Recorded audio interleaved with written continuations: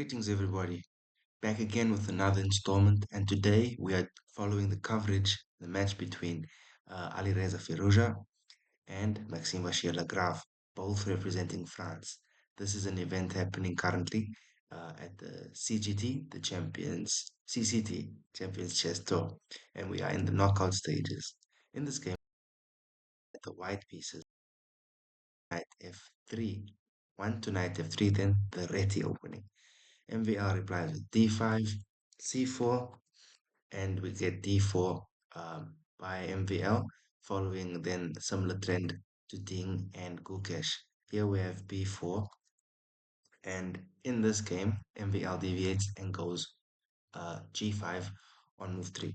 Interestingly, then in the Ding and Gukesh match, we had c5, e3, knight f6, a3, queen c7, takes, and d3 was then followed with a5 in their game.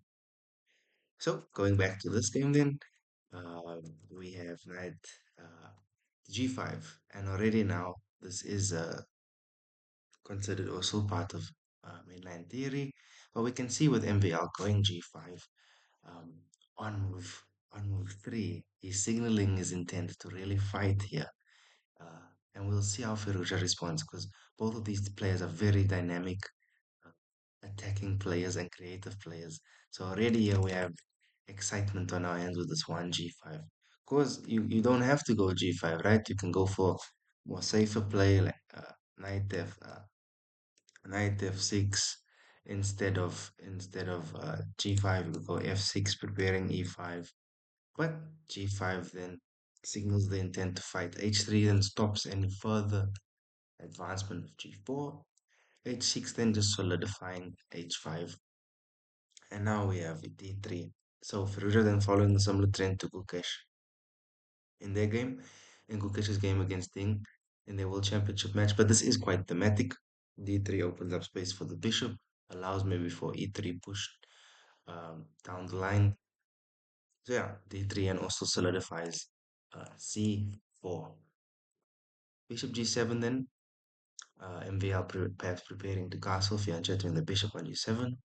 We have g3, then Alireza planning to do the same, fianchettoing on g2, e5, and now bishop to g2. Knight to e7, knight b to d2, castles, and queen to b3. And here black stands slightly better, for reasons being black can get the bishop out and indirectly guard, put an eye on the queen. His ideas of c6, stopping any b5 advancements.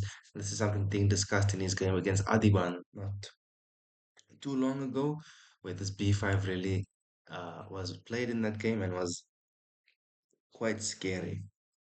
So after we do have bishop to e6, knight to e4, logical move, occupying the center. This knight's quite strong, though moves like f5 is in the A. But maybe not right now. Knight to d7 is then played. Because if we go f5 immediately, simply what you get then is knight e, take g5, Firouzja would then sack a piece for 2 pawns and get some positional compensation. This bishop is under a lot of stress right now. So if you maybe go bishop f7, thinking, okay, you've covered all your issues. Nope. There's this fianchetto bishop on the long diagonal, capturing, chopping on b7.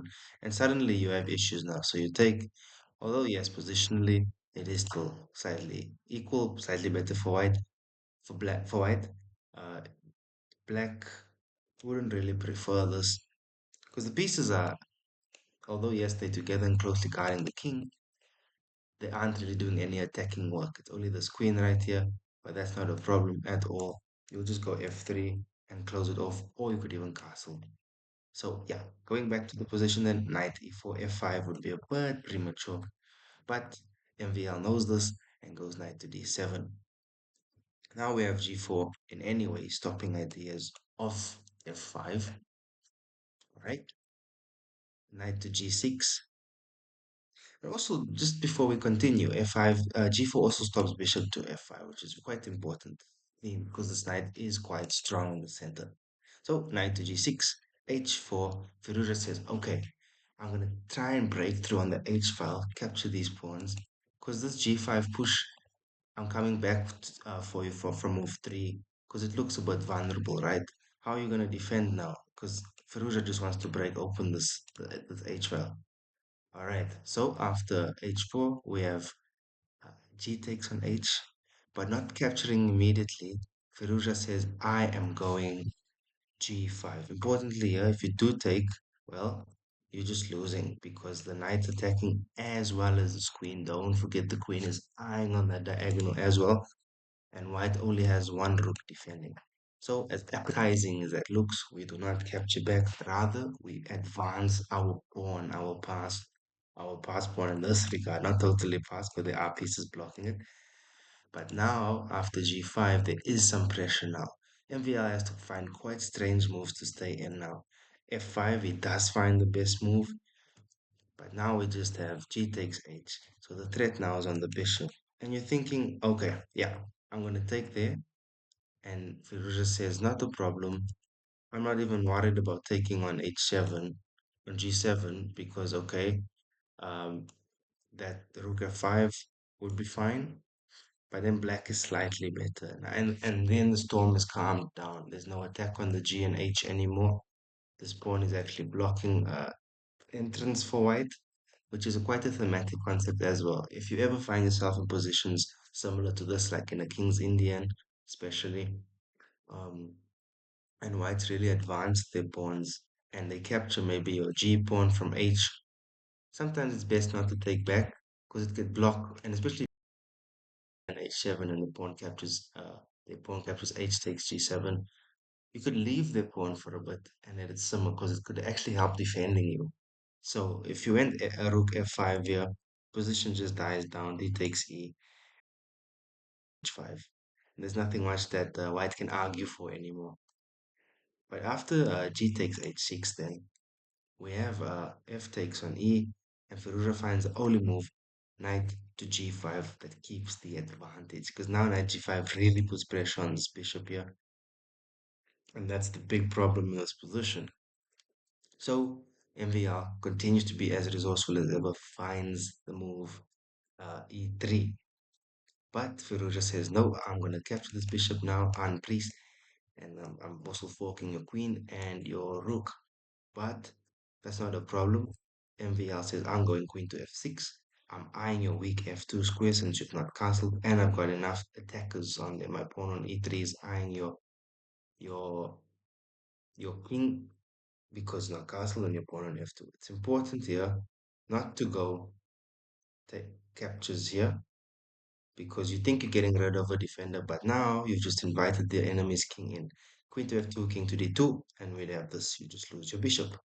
So if we go back then, Firouzja finds very nice move of c5, guarding this knight as well as adding an indirect threat on the king.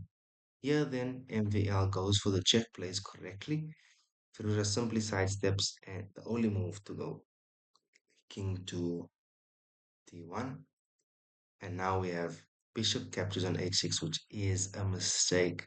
And the reason why, if we go back, is because now knight takes on f8 is plausible because it also comes with a check. That's the problem in this position. There's no time for MVL to continue his own attack. He first needs to deal with his check now. And then we have king takes. And now the simple rook f1 pins the queen and the king. And there's nothing much you could do here. You just capture, capture. And king to e7. Thereafter bishop h3. Queen to e6 is coming. And in this position on move 22, then MVL resigned the game. So if we go back a bit, here instead of bishop takes h6, king h7 is advised because it also puts pressure on the h6 pawn because now if you go here, it's not as great because you just run with your king. And the main thing is now if you decided to go here, well, now you're in big trouble because the king is not on the f-file anymore, pinning the queen there too. And now suddenly the whole house comes tumbling down. You're gonna capture here, well, then you just take your check. Your king runs to c2. Uh, Black is much better here. In fact, if you don't play accurately, mate is coming up. It's -7, the advantage almost for black. So the important detail here that MVL might have just forgotten then is that this comes with check. And now you can't run to h7 in this position because the knight on f8 prevents you. If you go here to g7, well, the knight just escapes, having picked up one free piece, king to h8. And now we just have bishop f3. Your queen can't really move anywhere.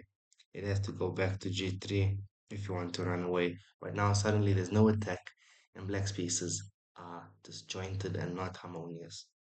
So yeah, guys, this was a very exciting game. It was a rapid game between the two countrymen, two Frenchmen representing France, and yeah, very exciting. Firouzja managed to get a win. MVL has had a better score against him in the Champions Chess Tour, so this win really boosted. So yeah, there you have it, guys. Thank you for tuning in. If you really like this video, do consider hitting the like button, commenting, and subscribing. It mean a lot to me to help boost the channel.